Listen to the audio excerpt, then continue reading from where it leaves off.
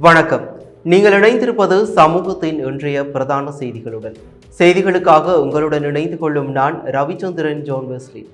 பிரதான செய்திகளுக்குள் செல்வதற்கு முன்னர் முதலில் தலைப்புச் செய்திகள். மாத்தறை திசை பிரதான வீதியில் பேருந்து மோட்டார் சைக்கிள் மோதி விபத்து, 19 பேர் காயமடைந்து மருத்துவமனையில் அனுமதி. கொழும்பிலிருந்து யாழ் சென்ற இடவு தபால் தொடர்ந்து தடம் புரண்டது, வடக்கு வழித்தட சேவைகள் பாதிப்பு. இந்து சமுத்திரத்தை நெருங்கும் எல்லினோ வடக்கில் கடுமையான நீர் தட்டுப்பாடு ஏற்படும் என்று பல்கலைக்கழக பேராசிரியர் எச்சரிக்கை. மட்டக்களப்பில் கார் லோரி நேருக்கு நேர் மோதி கொடூர விபத்து, 3 சிறுவர்கள் உட்பட 10 பேர் படுகாயம். பேராதனை நகரில் கைபேசி திருட்டு, சிசிடிவி காட்சி அடிப்படையில் காவல்துறை தீவிர விசாரணை. களுவாஞ்சிக்குடியில் புதிய தபாலகத்தை திறந்து வைத்தார் அமைச்சர் நலிந்த ஜேதிச. இலங்கையில் டெங்கு வீழ்ச்சி தீவிரமடைந்தது, பலி எண்ணிக்கை 61 உயர்வு. இலங்கையில் இருவேறு சோகங்கள், நிலாவளியில் படகு மோதி வெளிநாட்டு சிறுமி காயம். சவுதி எண்ணெய் சுத்திகரிப்பு நிலையத்தை நோக்கி ஏவுகணை தாக்குதல், கிரேக்கவான் பாதுகாப்பு அமைப்பு சுட்டு வீழ்த்தியது. நோர்வுட் பிரதேசபை வாகனம் பறிமுதல், மதுபோதையில் பயணித்த சாரதி உட்பட உறுப்பினர்கள் கைது. அவையமது தலைப்புச் செய்திகள் இனி தொடர்பென விரிவான செய்திகள். மாத்தறை திஸ்ஸமகாராம பிரதான வீதியில் வீரவில பகுதியில் தனியார் பேருந்தும் மோட்டார் சைக்கிளும் மோதி இடம்பெற்ற விபத்தில் 11 ஆண்கள் மற்றும் 8 பெண்கள் உட்பட மொத்தம் 19 பேர் காயமடைந்துள்ளனர். திஸ்ஸமகாராமாவிலிருந்து மாத்தறை நோக்கி பயணித்த தனியார் பேருந்து வீரவில பிரதேச இலகத்திற்கு அருகில் வைத்து மோட்டார் சைக்கிளுடன் மோதியுள்ளது. அதன் பின்னர் கட்டுப்பாட்டை இழந்த பேருந்து வீதியை விட்டு விலகி அருகில் இருந்த மரத்தில் மோதி விபத்திற்குள்ளானது. இந்த விபத்தில் காயமடைந்த 19 பேரும் உடனடியாக தேபரவ மருத்துவமனையில் அனுமதிக்கப்பட்டனர்.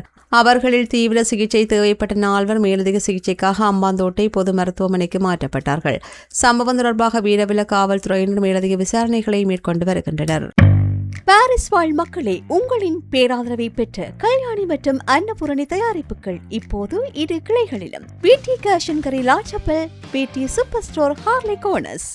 கொழும்பு கோட்டையிலிருந்து காங்கேசன்துறை நோக்கி பயணித்த இரவு தபால் தொடர்ந்து சேனரத்கம தொடர்ந்து நிலையத்தில் வைத்து தடம் புரண்டுள்ளதால் வடக்கு வழித்தட தொடர்ந்து சேவைகள் பாதிக்கப்பட்டுள்ளன.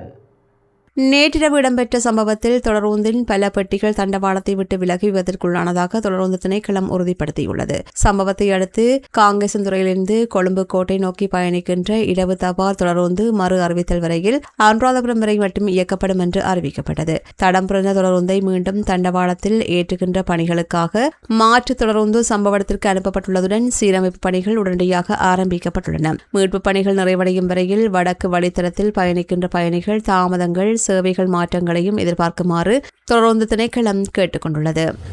எல்னினோ காலநிலை மாற்றம் காரணமாக ஜூலை முதல் அக்டோபர் வரை அதிக வெப்ப தாக்கம் நிலவும் என்பதால் பொதுமக்கள் நீரை சிக்கனமாக பயன்படுத்த வேண்டும் என்று யாழ்ப்பாண பல்கலைக்கழக புவியியல் துறை பேராசிரியரும் கலைப்பீடாதிபதியுமான நாகமுத்து பிரதீபராஜா எச்சரித்துள்ளார். பெண்கள் வாழ்வுரிமை சங்கத்தின் ஏற்பாட்டில் வடமராட்சி கிழக்கு பிரதேச இலக்க மாநாட்டு மண்டபத்தில் இன்று காலை இடம்பெற்ற விழிப்புணர்வு செயலமர்வில் முதன்மை வளவலராக கலந்து கொண்டு உரையாற்றுகையில் அவர் இதனை தெரிவித்தார். மத்திய பசிபிக் பிராந்தியத்திலிருந்து இந்து சமுத்திரத்தை நோக்கி நகர்ந்துள்ள எல்னினோ காரணமாக ஜூலை முதல் அக்டோபர் வரையில் கடும் வெப்பம் நிலவும். நிலத்தை விட நீரின் ஊடாக வெப்பம் 16 மடங்கு வேகமாக கடத்தப்படுவதால் இந்து சமுத்திர கடற்பரப்பின் வெப்ப ஏற்றம் விரைவாக பரவி வருகின்றது. இலங்கை மற்றும் மாலைதீவுகளில் இதன் தாக்கம் அதிகமாக இருக்கும். குறிப்பாக வடக்கு மாகாணத்தின் முல்லைத்தீவு, மன்னார் மற்றும் கிளிநொச்சி ஆகிய மாவட்டங்களில் கடுமையான நீர் தட்டுப்பாடு உருவாகக்கூடும் என்றும் எச்சரித்தார். ஜூலை முதல் செப்டம்பர் வரை கடுமையான வறட்சி நிலவும் என்றும் அக்டோபர் மாதத்திற்கு பின்னரே காற்றழுத்த தாழ்வு மண்டலங்கள் உருவான சாத்தியக்கூறுகள் உள்ளதால் அக்டோபர் மற்றும் நவம்பர் மாதங்களில் பாரிய மழை வீழ்ச்சி எதிர்பார்க்கப்படுகின்றது. அதிக வெப்பம் மற்றும் நீர் தட்டுப்பாட்டை எதிர்கொள்ள பொதுமக்கள் சரியான நீர் முகாமைத்துவத்தை பின்பற்ற வேண்டும் என்று பேராசிரியர் வலியுறுத்தினார். களுவாஞ்சிக்குடி காவல்துறை பிரிவிற்குட்பட்ட செட்டிப்பாளையம் பகுதியில் இன்று காலை இடம்பெற்ற பாரிய வீதி விபத்தில் 3 சிறுவர்கள் உட்பட மொத்தம் 10 பேர் படுகாயமடைந்துள்ளனர். மட்டக்களப்பிலிருந்து கதிர்காமம் நோக்கி சென்ற காரம் கல்முனையிலிருந்து மட்டக்களப்பு நோக்கி வந்த லொரியும் எதிர்பாராத விதமாக நேருக்கு நேர் மோதியதில் இந்த விபத்து சம்பவித்துள்ளது. இந்த விபத்தில் காரில் கதிர்காமம் நோக்கி பயணித்த ஒரே குடும்பத்தைச் சேர்ந்த 3 சிறுவர்கள் உட்பட 7 பேரும், லொரியில் பயணித்த 3 பேரும் படுகாயமடைந்து உடனடியாக களுவாஞ்சிக்குடி ஆதார மருத்துவமனையில் அனுமதிக்கப்பட்டனர். விபத்தின் காரணமாக மட்டக்களப்பு கல்முனை பிரதான வீதி ஊடான போக்குவரத்து சுமார் அரை மணி நேரத்துக்கு மேலாக பாதிக்கப்பட்ட நிலையில் களுவாஞ்சிக்குடி போக்குவரத்து துறையினர் விரைந்து செயல்பட்டு போக்குவரத்தை சீர் செய்தனர். சம்பவம் தொடர்பில் காவல்துறையினர் மேலதிக விசாரணைகளை முன்னெடுத்து வருகின்றனர். பேராதனை காவல்துறை பிரிவிற்குட்பட்ட நகர பகுதியில் அமைந்துள்ள கைபேசி விற்பனை நிலையம் ஒன்றில் 2 கைபேசிகள் சூட்சுமமான முறையில் திருடப்பட்டுள்ளன. வாடிக்கையாளர்களைப் போல் கடைக்கு வருகை தந்த 2 நபர்கள் கடமையில் இருந்தவர்களின் கவனத்தை திசை திருப்பி 2 கைபேசிகளை திருடிச் சென்றனர். இந்த திருட்டு சம்பவம் தொடர்பாக முழுமையான காட்சிகள் கடையில் பொருத்தப்பட்டிருந்த சிசிடிவி கேமராவில் தெளிவாக பதிவாகியுள்ளது. கடை உரிமையாளர் அளித்த புகாரின் பேரில் சிசிடிவி காணொலி ஆதாரங்களை அடிப்படையாக கொண்டு தலைமறைவாகியுள்ள சந்தேக நபர்களை அடையாளம் கண்டு கைது செய்ய பேராதனை காவல்துறையினர் தீவிர விசாரணைகளை மேற்கொண்டு வருகின்றனர். மட்டக்களப்பு மாவட்டம் களுவாஞ்சிக்குடியில் ரூபாய் 29.5 மில்லியன் செலவில் புதிதாக நிர்மாணிக்கப்பட்ட தபாலகத்தை சுகாதார மற்றும் வெகுஜன ஊடகத்துறை அமைச்சர் வைத்தியர் நலிந்த ஜெயதிச இன்று உத்தியோகபூர்வமாக திறந்து வைத்தார். கடந்த யுத்த காலத்தில் அழிவடைந்து இராணுவ கட்டுப்பாட்டிலிருந்த நிலம் விடுவிக்கப்பட்டதை அடுத்து 2025 செப்டம்பரில் அமைச்சரால் அடிக்கல் நாட்டப்பட்டு இந்த புதிய கட்டடம் கட்டப்பட்டுள்ளது. இந்த நிகழ்வில் ஊடகவியலாளர்களின் கேள்விகளுக்கு பதிலளித்த அமைச்சர் நலிந்த ஜேதிச கடந்த கால பொருளாதார சீர்குலைவு, டிட்வா சூறாவளி பாதிப்பு மற்றும் மத்திய கிழக்கு பதற்றங்களுக்கு மத்தியிலும் எந்தவிதமான கட்டுப்பாடுகளுமின்றி நாட்டின் பொருளாதாரத்தை அரசாங்கம் சீரமைத்து மக்களின் இயல்பு வாழ்க்கையை உறுதி செய்துள்ளது. பயங்கரவாத தடுப்பு சட்டம் மிக விரைவில் ரத்து செய்யப்படும் என்றும் அதற்கு பதிலாக ஜனநாயக உரிமைகளை பாதிக்காத வகையில் பாதாள உலக குழுக்கள் மற்றும் போதைப்பொருள் போன்ற அமைக்கப்பட்ட குற்றங்களை தடுப்பதற்கான புதிய சட்ட வரைவு தயாரிக்க பணிகள் இறுதிக்கட்டத்தை எட்டியுள்ளதாகவும் தெரிவித்தார். கிழக்கு மாகாண காணி பிரச்சினைகள் மற்றும் தொல்பொருள் இடங்களை பாதுகாப்பு தொடர்பாக நியமிக்கப்பட்ட குழுவின் அறிக்கை அடிப்படையில் ஜனாதிபதி உரிய நடவடிக்கை எடுப்பார். சஜித் ரணில் கூட்டணிகள் என்பது ஒரு கொள்கை கூட்டணி அல்ல. ரணில் விக்ரமசிங்க தனது அரசியலாக்கத்தை நிலைநிறுத்தவே முயற்சிக்கின்றார். ஊழல் வழக்குகளில் உள்ள நபர்களே தங்களை காப்பாற்றிக் கொள்ள ஒன்று சேர்ந்துள்ளார்கள் என்றும் அவர் மேலும் தெரிவித்தார். Blue ocean group of companies இலங்கையின் வளர்ச்சியோடு உங்கள் வாழ்க்கையையும் உயர்த்துகிறோம். நாட்டில் டெங்கு நோயின் தாக்கம் தொடர்ந்து அதிகரித்து வரும் நிலையில் டெங்கு தொற்றால் உயிரிழந்தவர்களின் எண்ணிக்கை 61ஆக உயிரிழந்துள்ளதாக தேசிய டெங்கு ஒழிப்பு பிரிவு எச்சரித்துள்ளது. இந்த ஆண்டில் இதுவரை நாடு முழுவதும் 80,905 டெங்கு நோயாளர்கள் அடையாளம் காணப்பட்டுள்ளனர். ஜூலை மாதத்தில் மட்டும் நேற்றைய தினம் வரை 25,530 தொற்றாளர்கள் பதிவாகியுள்ளனர். மேல் மாகாணத்தில் அதிகபட்சமாக 42,835 பேர் பாதிக்கப்பட்டுள்ளனர். டெங்கு பரவல் வேகம் அதிகரித்துள்ளதால் பொதுமக்கள் சுற்றாடலை சுத்தமாக வைத்திருக்குமாறும் முன்னெச்சரிக்கை நடவடிக்கைகளை எடுக்குமாறும் சுகாதாரத்துறை அறிவுறுத்தியுள்ளது. நாட்டில் இடம்பெற்ற இருவேறு துயர சம்பவங்களில் திருகோணமலையில் சுற்றுலா வந்த வெளிநாட்டு சிறுமி படகு மோதி காயமடைந்துள்ளதுடன் பலாங்குடையில் காணாமல் போன சிறுமியொருவர் கல்குவாரியில் சடலமாக மீட்கப்பட்டுள்ளார்.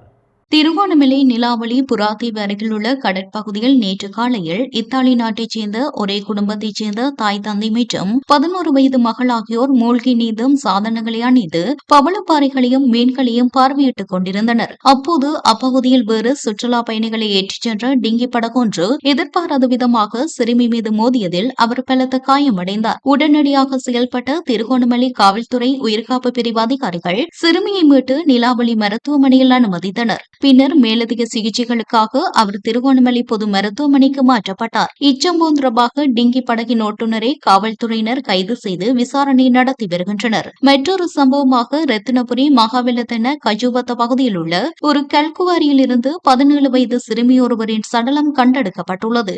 பலாங்கொடை மகாவெல்லதென்னவைச் சேர்ந்த அச்சிறுமி கடந்த 23ஆம் தேதி முதல் காணாமல் போயிருந்த நிலையில் அவரது தந்தை பலாங்கொடை காவல் நிலையத்தில் புகார் அளித்திருந்தார். இந்நிலையிலேயே அவர் தற்போது கல்குவாரியில் சடலமாக மீட்கப்பட்டுள்ளார். இச்சம்பவம் கொலையா அல்லது தற்கொலையான மரணத்திற்கான சரியான காரணம் இதுவரை வெளியாகவில்லை. இது தொடர்பான பிரேத பரிசோதனை இன்று பலாங்கொடை மருத்துவமனையில் நடைபெறவுள்ளதுடன் காவல்துறையினர் தீவிர விசாரணைகளை மேற்கொண்டு வருகின்றனர்.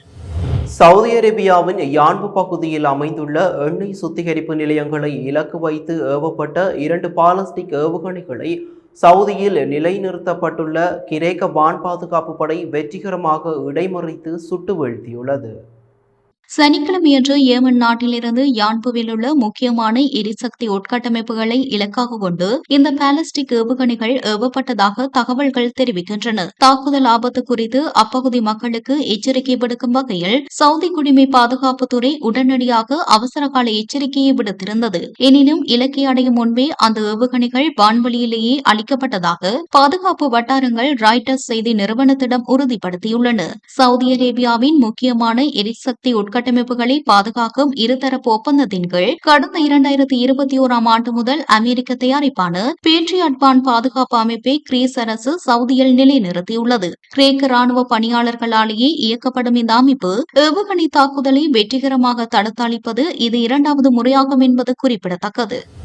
நோர்வுட் பிரதேச சபைக்கு சொந்தமான வாகனத்தை சோதனையிட்ட போது அதன் சாரதி மற்றும் உள்ளூராட்சி மன்ற உறுப்பினர்கள் மது போதையில் இருந்தமை கண்டுபிடிக்கப்பட்டதை அடுத்து சாரதி கைது செய்யப்பட்டு வாகனம் பறிமுதல் செய்யப்பட்டுள்ளது. தேசிய மக்கள் சக்தியின் நோர்வுட் பிரதேச சபை தவிசாளருக்குரிய வாகனத்தில் தேசிய மக்கள் சக்தி உறுப்பினர் வசந்தன் மற்றும் சுயாதீன உறுப்பினர் ஜெனாஷ்டன் ஆகியோர் நேற்று மாலை பொகவந்தலாவை ஹெர்கஸ் வோல்ட் பகுதியில் பயணித்துள்ளனர். அப்போது அப்பகுதியில் சோதனையில் ஈடுபட்டிருந்த பொகவந்தலாவ காவல்துறையினர் அந்த வாகனத்தை மறித்து சோதனையிட்டனர். இச்சோதனையின் போது வாகனத்தில் பயணித்த இரு உறுப்பினர்களும் சாரதியும் மதுபோதையில் இருந்தமை மருத்துவ பரிசோதனையில் உறுதி செய்யப்பட்டுள்ளது. இதனைத் தொடர்ந்து வாகனத்தின் சாரதியை கைது செய்த காவல்துறையினர் அவரை பொகவந்தலாவ காவல் நிலையத்தில் தடுத்து வைத்துள்ளதோடு பிரதேச சபையின் வாகனத்தையும் பறிமுதல் செய்துள்ளனர். சம்பவம் தொடர்பில் பொகவந்தலாவ காவல்துறையினர் மேலதிக விசாரணைகளை மேற்கொண்டு வருகின்றனர்.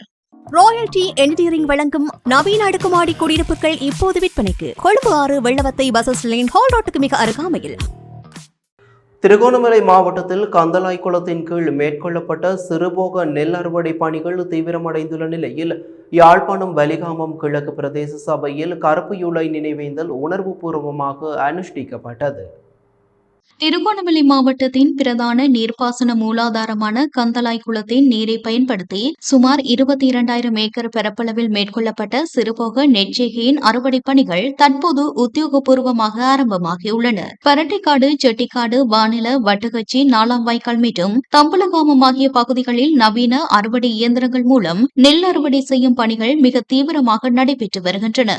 இம்முறை நல்ல விளைச்சல் கிடைத்துள்ள நிலையிலும் சந்தை விலையை விட நெல்லுக்கு அரசாங்கம் நியாயமான உத்தரவாத விலையை நிர்ணயித்து பெற்றுக் கொடுத்துள்ளதாலும் அப்பகுதி விவசாயிகள் பெரும் மகிழ்ச்சி தெரிவித்துள்ளனர். யாழ் வலிகாமம் கிழக்கு பிரதேச சபையின் தலைமைச் செயலகத்தில் கருப்பு யூலை இனப்படுகொலை மற்றும் வெலிக்கடை சிறையில் படுகொலை செய்யப்பட்ட குட்டிமணி, தங்கதுரை, ஜெகன் உள்ளிட்ட 53 அரசியல் கைதிகளையும் நினைவுகூரும் நிகழ்வு உணர்வுபூர்வமாக நடைபெற்றது. இத்துடன் சமூகத்தின் பிரதான செய்திகள் நிறைவு பெறுகின்றன. தொடர்ந்தும் சமூகத்தின் செய்திகளோடு இணைந்திருங்கள். நன்றி, வணக்கம். எமது RIP பேச்சுக்கு கிடைத்த மரண அறிவித்தல்கள். யாழ்ப்பாணம் வல்வெட்டித்துறை பழைய போலீஸ் நிலைய வீதி கந்தப்பாவளவை புறப்படமாகவும் திருகோணமலையை வதிவிடமாகவும் கொண்டிருந்த திருமதி சரோஜினி தேவி பாலேந்திரன் அவர்கள் 25/7/2026 சனிக்கிழமை அன்று காலமானார்.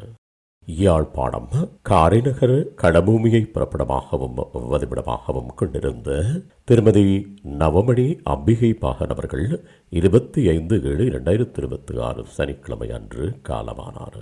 கண்டி நாவலப்பிட்டியை புறப்படமாகவும் கனடாவை வதிவிடமாகவும் கொண்டிருந்த திருமதி இந்துமதி உதயனன் அவர்கள் 20/7/2026 திங்கட்கிழமை அன்று காலமானார்.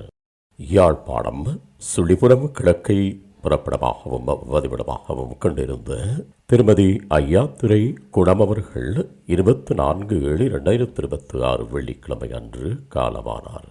மேலே அறிவிக்கப்பட்ட அனைத்து மரண அறிவித்தல் இறுதிக்கிரியை பற்றிய தகவல்களை அறிந்து கொள்ள ரிப்டாட் பேஜை பார்வையிடுங்கள். இதற்கான லிங்க் கீழிருக்கும் டிஸ்கிரிப்ஷனில் பார்வையிடலாம். இது போன்ற செய்திகளை தெரிந்து கொள்ள சமூகம் நியூஸ் சேனலை சப்ஸ்கிரைப் செய்து அருகில் உள்ள பெல் பட்டனை கிளிக் செய்யுங்கள்.